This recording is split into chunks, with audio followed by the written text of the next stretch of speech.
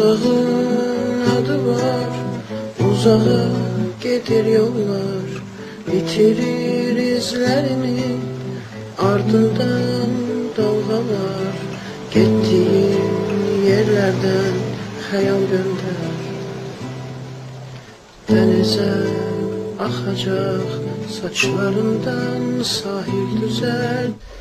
Kara dağların arkasındadır cennet, değirler oralarda gece yok sönmür güneş.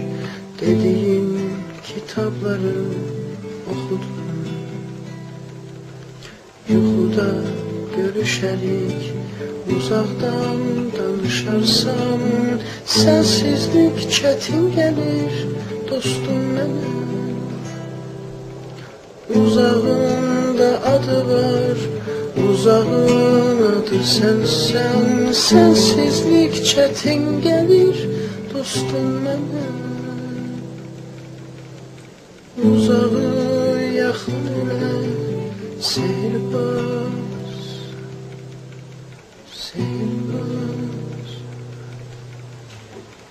Uzağın bir adı var, uzağa gedir yollar, bitirir izlerini, ardından